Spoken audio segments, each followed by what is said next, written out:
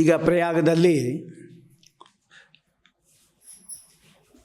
ಕುಂಭಮೇಳ ಎಂಬತಕ್ಕಂಥದ್ದು ಬಹಳ ವೈಭವದಿಂದ ಆ ಮೇಳ ನಡೀತಾ ಇದೆ. ಸಾಮಾನ್ಯವಾಗಿ ಈ ಒಂದು ಕುಂಭಮೇಳ ಬಂದಿದ್ದು 144 ವರ್ಷಗಳೇನಿದೆ, 144 ವರ್ಷಗಳು ಅದು ಆದಮೇಲೆ ಬಂದಿರತಕ್ಕಂಥದ್ದು. ಇದು ಮಹಾಕುಂಭಮೇಳ ಅಂತ ಅದಕ್ಕೆ ಹೆಸರು. ವಸ್ತುತ ಏನು 144 ಮಹಾಕುಂಭಮೇಳ? ಹಾಗಾದರೆ ಕುಂಭಮೇಳ ಅಂತ ಬೇರೆ ಒಂದು ಇರಬೇಕಲ್ವ. ಕುಂಭಮೇಳ ಅಂತ ಒಂದು, ಮಹಾಕುಂಭಮೇಳ ಅಂತ ಇನ್ನೊಂದು, ಹೀಗೆಲ್ಲ ಅನೇಕ ಕುಂಭಮೇಳಗಳಿದೆ. ಸಾಮಾನ್ಯವಾಗಿ ಕುಂಭಮೇಳಗಳನ್ನು 4 ಕಡೆ ಮಾಡ್ತಾರೆ. ಒಂದು ಉಜ್ಜಯಿನಿಯಲ್ಲಿದೆ, ಉಜ್ಜಯಿನಿ. ಆ ಉಜ್ಜಯಿನಿ ಎಂಬತಕ್ಕಂಥದ್ದು ನಮ್ಮ ಈ ಗಡಿಯಾರ ಏನಿದೆ ಅದರ ಕೇಂದ್ರ ಬಿಂದು. ಬೇರೆ ದೇಶದ ಬೇರೆ ತೊಗೊಂಡಿದ್ದಾರೆ, ನಮ್ಮ ದೇಶದ್ದೇನಿದೆ ಅದು ಇದೆ ಅಂತ ಉಜ್ಜಯಿನಿಯಲ್ಲಿ ನಡೆಯುತ್ತೆ. ಹರಿದ್ವಾರದಲ್ಲಿ ಕುಂಭಮೇಳ ನಡೆಯುತ್ತೆ, ಪ್ರಯಾಗದಲ್ಲಿ ನಡೆಯುತ್ತೆ, ಕಾಶಿಯಲ್ಲಿ ನಡೆಯುತ್ತೆ. ಸಾಮಾನ್ಯವಾಗಿ 12 ವರ್ಷಕ್ಕೆ ಒಂದು ಬಾರಿ ಈ ಕುಂಭಮೇಳ ನಡೆಯೋದು. ಈ ಸಾರಿ ಹಾಗಾಗಿಲ್ಲ, 144 ವರ್ಷ ಆಯಿತು ಇದು ಈಗ ಮಾಡ್ತಾ ಇರೋದು. ಆದರೆ ವಸ್ತುತ ಆಗಿದ್ದು 12 ವರ್ಷ, ಆಗಿರೋದು 12 ವರ್ಷ. 144 ವರ್ಷದ ಹಿಂದೆ ಈ ರೀತಿಯಾಗಿ ನಡೆದಿತ್ತು. ಅಂದರೆ ಕೋಟ್ಯಂತರ ಜನ ಬಂದಲ್ಲಿ ಸ್ನಾನ ಮಾಡಿದ್ದು. ಈಗ 12 ವರ್ಷದ ಮೊದಲು ನಡೆದಿಲ್ಲ, 12 ವರ್ಷಕ್ಕೆ ನಡೆದಿದೆ. ಆದರೆ 12 ವರ್ಷವನ್ನೇ ಮಹಾಕುಂಭ ಅಂತ ಕರೀತಾ ಇದ್ದಾರೆ ಅಷ್ಟೇ. ವಸ್ತುತ ಕುಂಭಮೇಳ ಅಷ್ಟೇ ಇದು, ಮಹಾ ಅಲ್ಲ. ಮಹಾ ಅಂದರೆ 144 ವರ್ಷ ಆಗಬೇಕು. ಅದು ಈ 12 ವರ್ಷದಲ್ಲಿ ಆಗಿದ್ದರೂ ಕೂಡ ವೈಶಿಷ್ಟ್ಯತೆ ಇರೋದ್ರಿಂದ ಇದನ್ನು 144 ವರ್ಷ ಆದಮೇಲೆ ಏನು ಮಾಡ್ತಾಯಿದ್ರು ಮಹಾಕುಂಭಮೇಳ, ಅದನ್ನಂತ ಮಾಡಿ ಅಲ್ಲಿ ಆ ನದಿಯಲ್ಲಿ ಸ್ನಾನ ಮಾಡೋರು. ಸಾಮಾನ್ಯವಾಗಿ ತ್ರಿವೇಣಿ ಸಂಗಮ. ಸಂಗಮ ಅಂದರೆ ಏನು ಅರ್ಥ? ಸಂಗಮ, ವಧೂವರರು ಸಂಗಮ ಮಾಡಿಬಿಟ್ರೆ ಅದನ್ನು ಸಂಗಮ ಅಂತ ಕರಿಕೂಡ್ದು ಸಂಸ್ಕೃತದಲ್ಲಿ. 2 ನದಿಗಳೇನಿದೆ ಅದು ಒಟ್ಟಿಗೆ ಸೇರುವುದಕ್ಕೆ ಸಂಗಮ. ಅದಕ್ಕೆ ಹೆಸರೇನು? ಪ್ರಯಾಗ, ದೇವಪ್ರಯಾಗ. ಭಾಗೀರಥಿ ಮತ್ತು ಅಲಕನಂದ ಒಟ್ಟಿಗೆ ಸೇರೋದು ಕರ್ಣಪ್ರಯಾಗ. ಮಂದಾಕಿನಿ ಅಥವಾ ನಂದಾಕಿನಿ ಎಂಬತಕ್ಕಂಥ ನದಿ ಮತ್ತು ಅಲಕನಂದ ಒಟ್ಟಿಗೆ ಸೇರೋದು. ಈಗ ಅಲ್ಲಿವರೆಗೆ 6 ಪ್ರಯಾಗಗಳಿದೆ. ಪ್ರಯಾಗ ಎಂಬ ಶಬ್ದಕ್ಕೆ ಏನರ್ಥ? 2 ನದಿಗಳು ಒಟ್ಟಿಗೆ ಸೇರೋದು. ಕೇಶವ ಪ್ರಯಾಗ, ಸರಸ್ವತಿ ಮತ್ತು ಅಲಕನಂದ ಒಟ್ಟಿಗೆ ಸೇರೋದು. ಅವಳು ಅಲ್ಲೇ ಕಾಣಿಸೋದು, ಆಮೇಲೆ ಇನ್ನೆಲ್ಲೋ ಹೋಗ್ತಾಳೆ ಅಂತೂ ಕಾಣಿಸೋದು ಅಪರೂಪ ತುಂಬ. ಅಂತಹ ಒಂದು ಈ ಪ್ರಯಾಗಗಳು. ಇದು ಪ್ರಯಾಗ ರಾಜ. ಎಲ್ಲ ಕಡೆ 2 ನದಿ ಮಾತ್ರ ಇರುತ್ತೆ, ಇಲ್ಲಿ ಮಾತ್ರ 3 ನದಿಗಳ ಸಂಗಮ. ಸರಸ್ವತಿಯು ಕೂಡ ಬಂದು ಸೇರ್ತಾಳೆ, ನಮಗೆ ಕಾಣಿಸೋದಿಲ್ಲ ಅಷ್ಟೆ. ಆದರೆ ಯಮುನಾ ನದಿ ಎಂಬತಕ್ಕಂಥದ್ದು ಯಮುನೋತ್ರಿಯಿಂದ ಹೀಗೆ ಬರುತ್ತೆ. ಯಮುನೋತ್ರಿ ಅಂದರೆ ಕಳಿಂದ ಪರ್ವತ, ಅಲ್ಲಿ ಹೋಗಬೇಕು ನಾವು, ಬೆಟ್ಟ ಹತ್ಕೊಂಡು ಹೋಗಬೇಕು, ಹೋಗಿ ಅಲ್ಲಿಂದ ಬರಬೇಕು. ಆ ನದಿ ಹಿಂಗೆ ಬರುತ್ತೆ, ಕಪ್ಪು ನದಿ ಆದದ್ದು. ಭಾಗೀರಥಿ ಎಂಬತಕ್ಕಂಥದ್ದು ಹೀಗೆ ಬರ್ತಾಳೆ, ಇತ್ಲಾಗಡೆ ಉತ್ತರದಿಂದ ಬರ್ತಾಳೆ.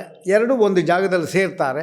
ಈ ಮಧ್ಯದಲ್ಲಿ ಸರಸ್ವತಿಯೂ ಸೇರೋದರಿಂದ ಗುಪ್ತಗಾಮಿನಿಯಾಗಿ ಬಂದು ತ್ರಿವೇಣಿ ಸಂಗಮ. ಸಂಗಮ ಅಂದರೆ ಒಂದೇ, ಪ್ರಯಾಗ ಅಂದರೆ ಒಂದೇ. ಈ ಪ್ರಯಾಗದಲ್ಲಿ ಈಗ ಅದಕ್ಕೆ ಪ್ರಯಾಗ ರಾಜ ಅಂತ ಹೆಸರಿಟ್ಟಿದ್ದಾರೆ. ಅದೆಲ್ಲ ಬರೀ ಪ್ರಯಾಗಗಳು ಮಾತ್ರ, ಇದು ಪ್ರಯಾಗ ರಾಜ. ಅಂತಹ ಒಂದು ಪ್ರಯಾಗ ರಾಜ ಏನಿದೆ ಅದರಲ್ಲಿ ಈಗ ಸ್ನಾನ ಎಂಬತಕ್ಕಂಥದ್ದು ಏನಿದೆ ಅದು ಮಾಡಲಿಕ್ಕೆ ಬಂದಿದ್ದಾರೆ. ಇದರಲ್ಲಿ ಏನು ವಿಶೇಷ ಅಂದರೆ, ಈ ಒಂದು ಕುಂಭಮೇಳದಲ್ಲಿ ಯಾವಾಗಿಂದ ಶುರು ಆಯಿತು ಇದು ಕುಂಭಮೇಳ ಎಂಬತಕ್ಕಂಥದ್ದು, ಯಾತಕ್ಕೋಸ್ಕರ ಶುರು ಆಯಿತು ಅಂತ ನಾವು ಕೇಳಿದರೆ, ಅದಕ್ಕೆ ಸ್ಕಾಂದ ಪುರಾಣದ ಒಂದು ಪ್ರತಿಯಲ್ಲಿ ಈ ಕುಂಭಮೇಳ, ಇನ್ನು ಸ್ಥಳ ಪುರಾಣಗಳು ಯಾವುದು? ಪ್ರಯಾಗದ ಸ್ಥಳ ಪುರಾಣ, ತ್ರಿವೇಣಿ ಸಂಗಮದದ್ದೇನಿದೆ ಅದರ ಸ್ಥಳ ಪುರಾಣ ನೋಡಿದಾಗ ಅಲ್ಲಿ 12 ವರ್ಷಕ್ಕೆ ಒಂದು ಸಾರಿ ಕುಂಭಮೇಳ ಮಾಡೋ ಪದ್ಧತಿ ಬಂದಿದೆ. ಎಲ್ಲಿಂದ ಬಂತಿದು ಅಂತ ಹೇಳಿದ್ರೆ, ನಾವು ಪುನಃ ಮಹಾಭಾರತಕ್ಕೆ ಹೋಗಬೇಕು. ಮಹಾಭಾರತದಲ್ಲಿ ತಾಯಿ ಯಾರು? ಕದ್ರು ಇದ್ದಾಳೆ ಮತ್ತು ವೀಣತಾಯಿ ಇದ್ದಾಳೆ. ಇಬ್ಬರೂ ಕೂಡ ಸವತಿಯರು. ಕದ್ರುವಿನ ಮಕ್ಕಳು 100,000 ಸರ್ಪಗಳು, ಸರ್ಪಜಾತಿ. ಇವನು ವಿನತ, ಅರುಣ ಅಂತ ಒಬ್ಬನು, ಆಮೇಲೆ ಇನ್ನೊಬ್ಬನು ಗರುಡ, ಇಬ್ಬರಿದ್ದಾರೆ. ಅರುಣನಿಗೆ ತೊಡೆನೇ ಇಲ್ಲ. ಯಾಕೆ ಅಂದರೆ ಅವಳಿಗೆಲ್ಲ ನೂರಾರು ಮಕ್ಕಳುಗಳು ಹುಟ್ಟುಬಿಟ್ರು ಎಂಬುದಕ್ಕಂಥ ಒಂದು ಅಸೂಯೆಯಿಂದ ಈ ವಿನತ 2 ಮೊಟ್ಟೆ ಇಟ್ಟಿದ್ದು, ಒಂದು ಮೊಟ್ಟೆನ ಅವಳೇ ಹೊಡೆದುಬಿಟ್ರು. ಎಲ್ಲವೇ ಬಂದಿತ್ತು, ತೊಡೆ ಬಂದಿದ್ದಿಲ್ಲ. ಅದಕ್ಕೆ ಅವನನ್ನು ತುಂಬ ದುಃಖ ಪಟ್ಕೊಟ್ಲು. ಅವನೇ ಹೇಳ್ತಾನೆ, ನೋಡಮ್ಮ, ನೀನು ಸ್ವಲ್ಪ ಅಸೂಯೆ ಪಟ್ಕೊಂಡಿದ್ದಕ್ಕಾಗಿ ನನಗೆ ತೊಡೆನೇ ಇಲ್ಲ, ಹಂಗೆ ಮಾಡಾಕ್ಬಿಟ್ಟಿಲ್ಲ. ನೀನು ಅನೂರು ಅಂತ ನನಗೆ ಹೆಸರು ಬಂದಿದೆ. ತಮ್ಮ ಮಹಾಪರಾಕ್ರಮಶಾಲಿ, ಅವನಾಗವನೇ ಮೊಟ್ಟೆ ಒಡೆದು ಬರುವವರೆಗೂ ಏನೋ ಒಡಿಬೇಡ ಅಂಥೇಳಿ ಹೋಗ್ತಾನೆ. ಆಮೇಲೆ ಅವನು ಸೂರ್ಯನ ಸಾರಿತೆ ಮಾಡ್ತಾ ರಣೋದಯ ಆಗುತ್ತೆ. ಅದಾಯಿತು. ಇದಾದ ಮೇಲೆ ಇವರಿಬ್ಬರು, ಇವನ ಮಗ ಹುಟ್ಟಿದ್ದು ನೋಡಿ, ಪರಾಕ್ರಮ ಹುಟ್ಟಿದ್ದು ನೋಡಿ ಇವಳಿಗೆ ಅಸೂಯೇಶ್ವರ ಆಗುತ್ತೆ. ಯಾಕೆಂದ್ರೆ ಅವನೆಲ್ಲ ಇವ್ರ ಮಕ್ಕಳನ್ನು ನುಂಗು ಹಾಕುವನು, ಅವನು ಅಂಥ ಮಗ ಹುಟ್ಟಿದ್ದಾನೆ. ಮಹಾಪರಾಕ್ರಮಿ. ಗರುಡಸ್ಯ ಜಾತ ಮಾತ್ರೇಣ ತ್ರಯೋಲೋಕ ಪ್ರಕಂಪಿತಾ, 3 ಲೋಕ ನಡುಗಿಬಿಡುತ್ತಂತೆ, ಅಂಥದ್ದದು. ಅಂತಹ ಒಂದು ಈ ಗರುಡ ಇದ್ದಾನೆ.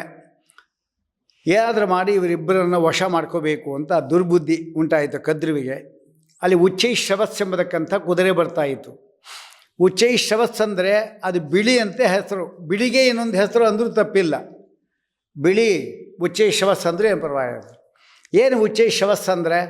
ಶವ ಅಂದರೆ ಕಿವಿಗಳು, ಅದು ಯಾವತ್ತು ನೆಟ್ಟಿಗೆ ನಿಂತ್ಕೊಂಡಿರುತ್ತೆ, ಅದಕ್ಕೋಸ್ಕರ ಉಚ್ಚೈಶ್ರವಸ್ ಅಂತ ಅದಕ್ಕೆ ಹೆಸರು. ಸ್ಪಷ್ಟ ಬಿಳಿ ಅದು. ಅದನ್ನು ಕದ್ರು ಕೇಳಿದ್ಲು ವಿನತೆಯನ್ನು, ಆ ಕುದುರೆ ಗೊತ್ತಾ ಯಾವುದು ಅಂತ ಅಂದ. ಗೊತ್ತು, ಯಾವುದದು? ಉಚ್ಚೈಶ್ರವಸ್ಸು.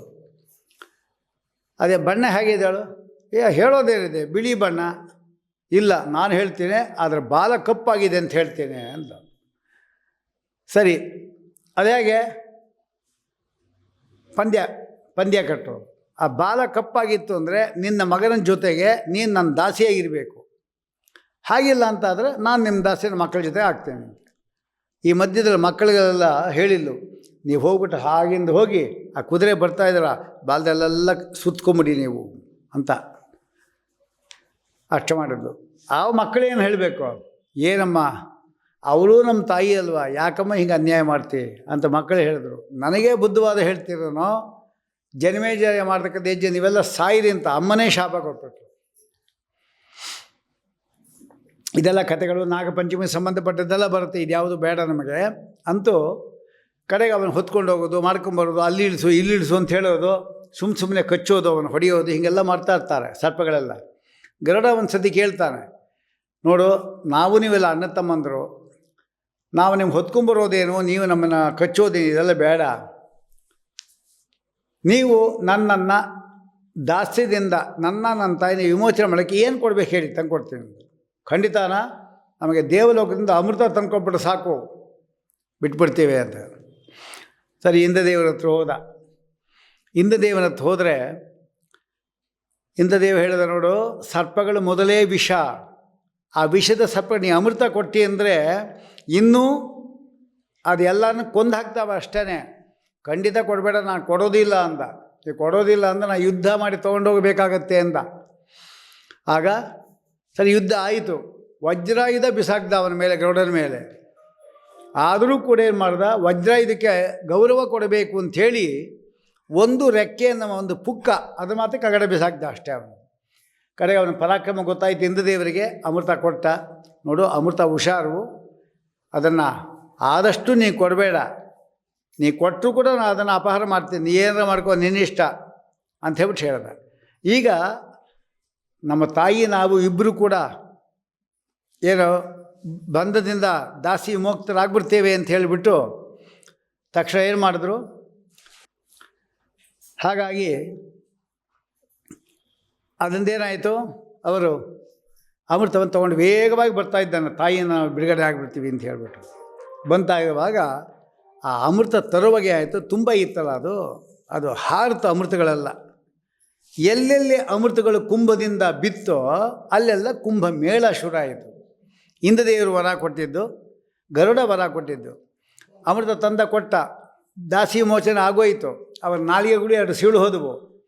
ಯಾಕೆಂದರೆ ಅಮೃತವೂ ಇಲ್ಲ ಅಂತಾಯಿತು, ಬಂಧನದಿಂದ ಕೂಡ ಬಿಡುಗಡೆ ಆಗೋಯ್ತು ಅವರಿಗೆ. ಅಮೃತವನ್ನು ಅಲ್ಲಿ ಪಾತ್ರೆ ಇಟ್ಟಿದ್ರಲ್ಲ, ದರ್ಬೆ ಮೇಲೆ ಇಟ್ಟಿದ್ದರು, ಅದರ ಮೇಲೆ ಬಿದ್ದಿರ್ಬೋದು. ನೆಕ್ಲಿಕ್ಕೆ ಹೋದರೆ ದರ್ಬೆ ಚೂಪಲ್ವಾ, ನಾಲಿಗೆ ಕತ್ತರಿಸ್ಕೊಂಡ್ವಿ. ಅಂದರೆ ಆಯಿತು, ಅಸೂಯೆಯಿಂದ ಏನಾದರೂ ಮಾಡಲಿಕ್ಕೆ ಹೋದರೆ ನಮಗೇ ನಷ್ಟ ಆಗೋದು ಎಂಬ ನೀತಿ ನಮ್ಗೆ ಗೊತ್ತಾಯಿತು.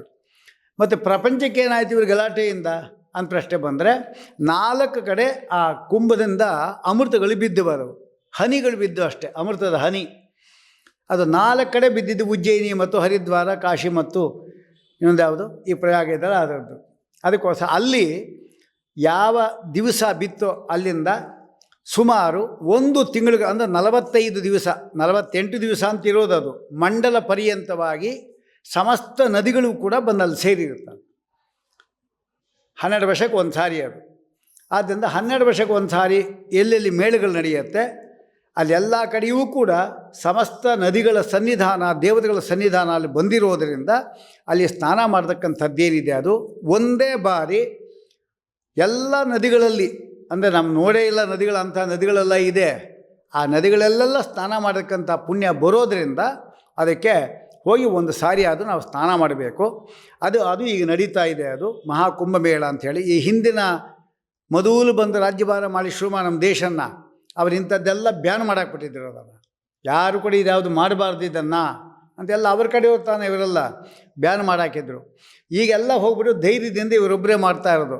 ನಿಜವಾಗಲೂ ಕೂಡ ಸರಿಯಾಗಿ ಮಾಡಿದ್ದು 144 ವರ್ಷದ ಹಿಂದೆ ಮಾತ್ರ. ಆಗ ಇವರು ಯಾರೂ ಹುಟ್ಟೇ ಇದ್ದಿಲ್ಲ, ಅವರು ಆಗ ಮಾಡಿರ್ತಾರೆ. ಆದರೆ ಪುನಃ ಮರುಕಳಿಸುವಂತೆ ಯೋಗಿಯವರು ಮಾಡ್ತಾಯಿದ್ದಾರೆ ಅದನ್ನು. ಅದಕ್ಕೋಸ್ಕರವಾಗಿ ಒಳ್ಳೆಯ ರಕ್ಷಣೆಗಳೆಲ್ಲ ಇದೆ. ಆದರೆ ನಾವು ಹೋಗುವಾಗ ಈಗ ಹೋಗಬಾರ್ದು ನಾವು, ಯಾಕೆಂದರೆ ಫೆಬ್ರವರಿ 16ವರೆಗೂ ಇರುತ್ತೆ ಇದು. ಮೊದಲು ಈಗ 1 ಕೋಟಿ ಜನ ಸ್ನಾನ ಮಾಡ್ತಾ ಇರೋದಲ್ಲಿ, 1 ಕೋಟಿ ಜನ ಒಂದು ದಿವಸಕ್ಕೆ. ಈಗಂಗೆ ಎಷ್ಟೋ ಕೋಟಿ ಲೆಕ್ಕ ಹಾಕಿದ್ದಾರಲ್ಲ, ಎಲ್ಲರೂ ಅಲ್ಲಿ ಹೋಗುವಾಗ ಅವರು ಇದು ಬೀಳುತ್ತೆ, ಯಾವುದು ಅದ್ರೊಳಗಡೆನೇ ಹೋಗಬೇಕು. ಅವರು ಹೋಗುವಾಗ ಎಷ್ಟು ಜನ ಇವತ್ತು ಸ್ನಾನ ಮಾಡಿದ್ರೆ ಅಷ್ಟು ಗೊತ್ತಾಗುತ್ತೆ. ಹಾಗಾಗಿ ನಾವು ಈಗ ಹೋದರೆ ತುಂಬ ರಕ್ಷಣೆ ಎಲ್ಲ ಇರ್ಬೋದು, ಅದು ಕೂಡ ನಾವು ರಿಸ್ಕ್ ತೊಗೊಂಡು ಈಗ ಹೋಗಬಾರ್ದು. ಒಂದು 15 ದಿವಸ ಆದರೆ ಒಂದು ಸ್ವಲ್ಪ ರಶ್ ಕಡಿಮೆ ಆಗುತ್ತೆ. ಆಮೇಲೆ ನಿಧಾನಕ್ಕೆ ನಾವು ಹೋದು ಕೂಡ 48 ದಿವಸ ಇದ್ದೇ ಇರುತ್ತೆ. ಅದು ಫೆಬ್ರವರಿ 16ವರೆಗೂ ಇದಿರುತ್ತೆ. ಆದ್ದರಿಂದ 1 ತಿಂಗಳು 45 ದಿವಸ ಅಂತ ಹಾಕಿದ್ದಾರೆ ಅವರು. 48 ದಿವಸ ಮಂಡಲ ಪರ್ಯಂತ ಇರುತ್ತೆ. ಅಲ್ಲಿ ಹೋಗಿ ಸ್ನಾನ ಮಾಡ್ಕೊಂಬಂದ್ರೆ ಆಯಿತು. ಎಲ್ಲ ಹೋಗ್ಲಿಕ್ಕಾಗಲ್ಲ, ವಯಸ್ಸೆಲ್ಲ ಆಗೋಗಿದೆ ಅಂತ ಏನು ಮಾಡಬೇಕು ಅಂದರೆ, ಈ ಕಥೆಯನ್ನು ಜ್ಞಾಪಿಸ್ಕೊಂಡು ನಾವು ಮಹಾಕುಂಭಮೇಳಕ್ಕೆ ಅಭಿಮಾನಿಯಾಗಿರ್ತಕ್ಕಂಥ ಕಲಶ ದೇವತೆ ಪರಮಾತ್ಮ, ಕಲಶಕ ದೇವತೆ ಪರಮಾತ್ಮ, ಅವನೇ ಅಮೃತ. ಕಲಶ ಅಂದ್ರೇನು? ಕೆ ಅಂದರೆ ನೀರಿನಲ್ಲಿ ಲಸಂತಿ ಅಂದರೆ ಶೋಭಿಸ್ತಕ್ಕಂಥ ಪರಮಾತ್ಮ. ಒಂದೊಂದು ಅಣುವಿನಲ್ಲಿ ರೂಪ ಪರಮಾತ್ಮಂದು. ಆ ಕಲಶದಲ್ಲಿ ನಾವು ನೀರು ಹಾಕ್ಕೊಂಡು ಆ ಕುಂಭಮೇಳದ ನೀರನ್ನು ಇಲ್ಲಿ ಆವಾಹನೆ ಮಾಡಿ ಅದನ್ನು ನಾವು ಸ್ನಾನ ಮಾಡೋ ಬಕೆಟ್ ಹಾಕ್ಕೊಂಡು ನಾವು ಸ್ನಾನ ಮಾಡಿದರೂ ಕೂಡ ನಮಗೆ ಅಶಕ್ತರಾದವರಿಗೆ, ಶಕ್ತಿ ಇಲ್ಲೇ ಇದ್ದವರಿಗೆ, ಭಯ ಇರುವವರಿಗೆ, ರೋಗಿಗಳಿಗೆ ಆ ಫಲ ಕೊಡ್ತೀನಿ ಎಂಬುದಾಗಿ ಗರುಡ ಅವನು ಫಲ ಕೊಟ್ಟಿರೋದ್ರಿಂದ ನಾವು ಇದನ್ನು ಮಾಡಿದ್ರೆ ಯಾವ ತೊಂದರೆ ಆಗೋದಿಲ್ಲ ಅಂಥೇಳಿ ಈ ಕುಂಭಮೇಳದ್ದು ಇಷ್ಟಿದೆ. ಕೃಷ್ಣ ಪರಮಾತ್ಮ.